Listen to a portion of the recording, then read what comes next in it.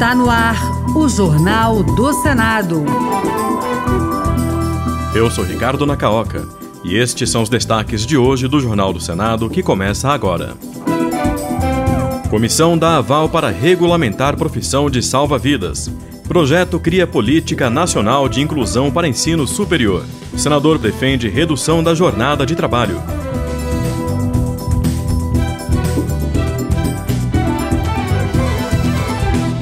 Boa noite. Um novo projeto em tramitação no Senado visa fortalecer a educação inclusiva nas universidades públicas e privadas. Apresentado pela senadora Tereza Leitão, a finalidade da proposta é ampliar as ações afirmativas para pessoas com deficiência, altas habilidades e superdotação. Repórter Marcela Cunha. O projeto da senadora Tereza Leitão, do PT de Pernambuco, institui a Política Nacional de Inclusão nas instituições de ensino superior, que valerá tanto para universidades públicas como privadas. O objetivo é ampliar o alcance de ações afirmativas para pessoas com deficiência, transtornos do neurodesenvolvimento, altas habilidades ou superdotação, como explicou a senadora Tereza Leitão. As barreiras arquitetônicas, pedagógicas, tecnológicas, atitudinais, comunicacionais e informacionais persistem como desafios que dificultam o acesso à permanência e a plena participação dessas pessoas na vida universitária. Entre os pontos do projeto estão o incentivo à adoção de tecnologias assistivas e outras inovações que atendam necessidades educacionais especiais no ensino superior e a colaboração entre instituições de ensino superior, centros de pesquisa e organizações da sociedade civil para o desenvolvimento e disseminação de práticas e materiais pedagógicos inclusivos. Dados do INEP revelam que entre 2019 e 2023, o número de alunos com deficiência no ensino superior aumentou 91%, mas a senadora Tereza Leitão lamentou que a permanência desses estudantes ainda seja um desafio, devido à falta de infraestrutura, material adaptado e suporte especializado. O projeto será analisado pela Comissão de Direitos Humanos. A Comissão de Educação aprovou uma iniciativa para combater a discriminação contra estudantes e pesquisadoras grávidas ou com filhos em processos de seleção para bolsas de estudo. O texto seguiu para votação no plenário. Quem tem os detalhes é o repórter Paulo Barreira. Aprovada pela Comissão de Educação, a proposta proíbe perguntas sobre planejamento familiar em entrevistas de seleção para bolsas de estudo e amplia direitos para pesquisadoras em licença maternidade, com a ampliação do prazo de avaliação de produtividade científica em 2 anos. A proposta ainda prevê punições, incluindo processos administrativos, para agentes que utilizarem critérios discriminatórios, como gravidez, parto ou adoção nas seleções. O relatório da senadora Leila Barros, do PDT do Distrito Federal, foi lido na comissão pela senadora professora Dorinha Seabra, do União Brasil do Tocantins, que reforçou a importância de decisões baseadas exclusivamente no mérito acadêmico e não na vida pessoal. O PL em comento vem ao encontro de anseios sociais de igualdade e garantia dos direitos, especialmente para mulheres, geralmente vítimas desse tipo de discriminação. O projeto segue para a votação no plenário do Senado.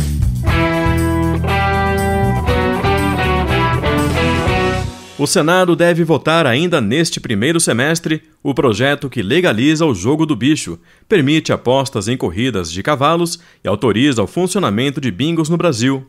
A proposta já foi aprovada na Câmara dos Deputados e passou pela Comissão de Constituição e Justiça do Senado. O relator do texto, o senador Irajá, do PSD do Tocantins, é favorável à medida. Segundo ele, a proposta é de interesse do país por se tratar de uma agenda econômica e social.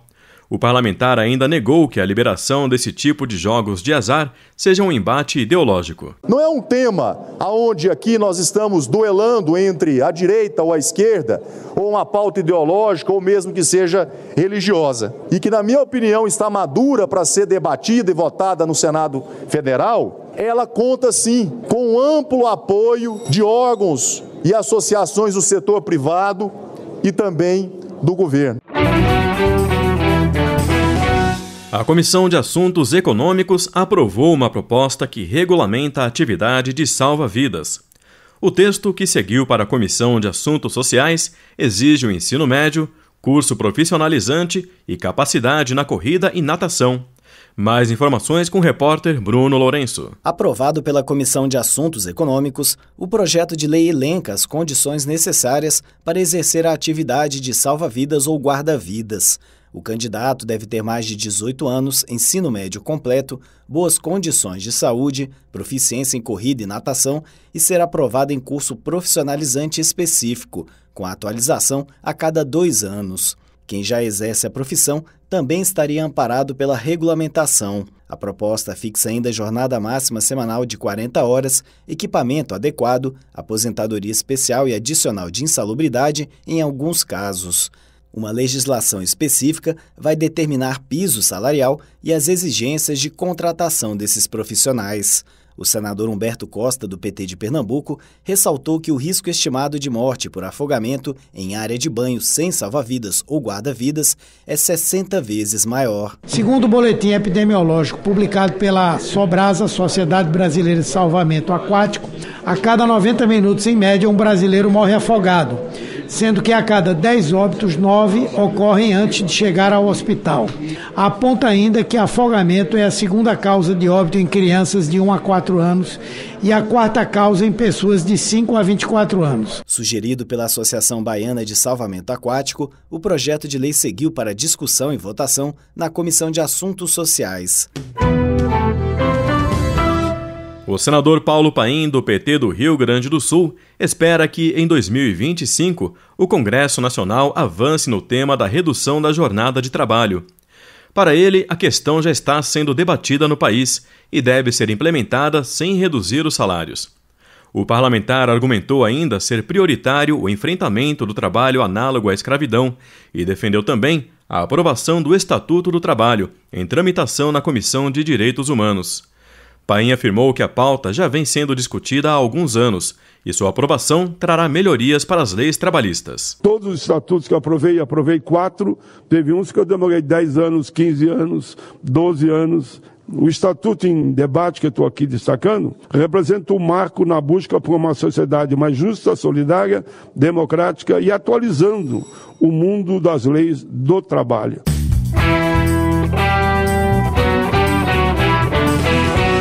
A partir deste ano, o país vai comemorar o Dia Nacional do Rádio em 25 de setembro, conforme lei sancionada pelo presidente Lula. A data é uma alusão ao nascimento, em 1884, de Roquete Pinto, pioneiro da radiodifusão no Brasil. Os detalhes com a repórter Janaína Araújo. Foi sancionada a lei que institui o Dia Nacional do Rádio em 25 de setembro, homenageando Edgar Roquete Pinto, fundador da primeira emissora oficial de rádio do Brasil, a atual Rádio MEC, com a data de nascimento do comunicador em 1884. O projeto que deu origem à legislação foi proposto em 2022, quando o Ministério das Comunicações do governo anterior justificou que Roquete Pinto é considerado o pai da radiodifusão no Brasil, responsável pela primeira transmissão ocorrida no país, no centenário da independência em 1922. No Senado, a proposta foi votada pela Comissão de Educação, onde o senador astronauta Marcos Pontes, do PL de São Paulo, ressaltou a atuação do comunicador no país. Cabe-nos reconhecer a inegável importância histórica do homenageado, cujo exemplo de vida se entrelaça ao surgimento da radiodifusão no Brasil. Sua paixão pela comunicação o levou a conceber a radiofonia como um meio de disseminação cultural e educacional, vislumbrando o seu potencial transformador na sociedade. Marcos Pontes também enfatizou que, mesmo com todas as inovações vivenciadas pelos meios de comunicação, o rádio demonstra sua capacidade adaptativa e continua sendo uma fonte acessível e contínua de entretenimento, informação e educação.